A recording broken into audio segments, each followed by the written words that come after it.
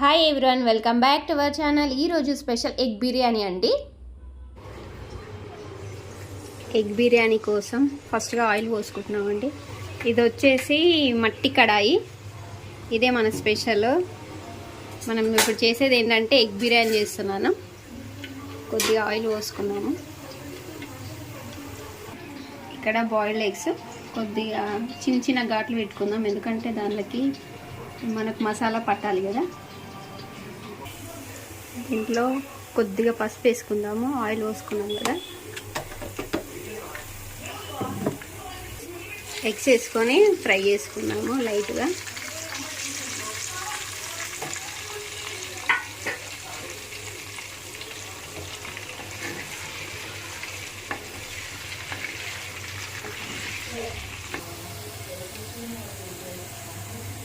Eggs లైట్గా వేయించుకున్నాం కదా, వేయించిన తర్వాత తీసుకుందాం, పక్క పెట్టేద్దాము.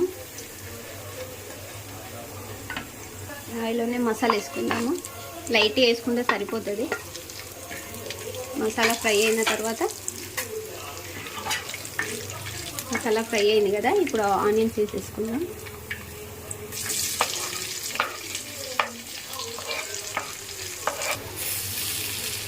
రెండు పచ్చిమిర్చి వేసుకుందాము.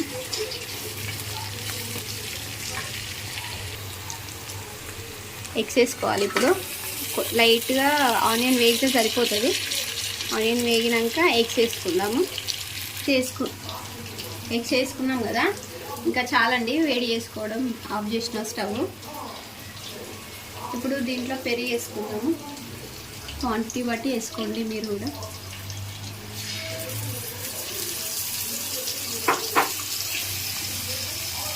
దీంట్లోనే కారం వేసుకున్నాము. రుచికి కారం ఎక్కువనే తింటాము, అందుకని కారం ఎక్కువ వేసుకున్నాం.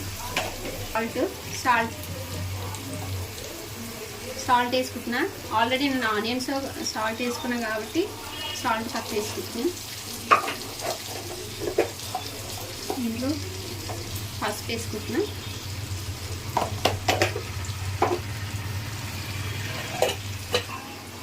కొద్దిగా అల్లం వెల్లుల్లి పేస్ట్ వేసుకోండి.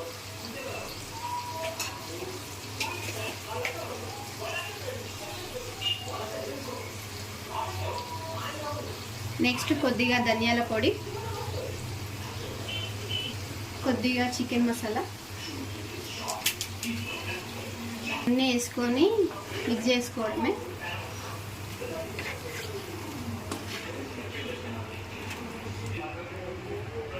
నెక్స్ట్ కొద్దిగా కొత్తిమీర, పుదీనా వేసుకుందాము.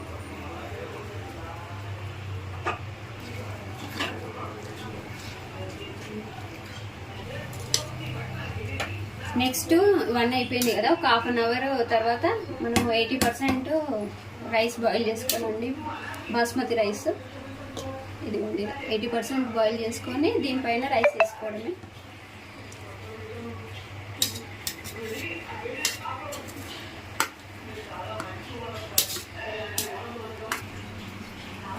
కొద్దిగా కొత్తిమీర, పుదీనా వేసుకుందాము. నెక్స్ట్ నెయ్యి వేసుకుందాము.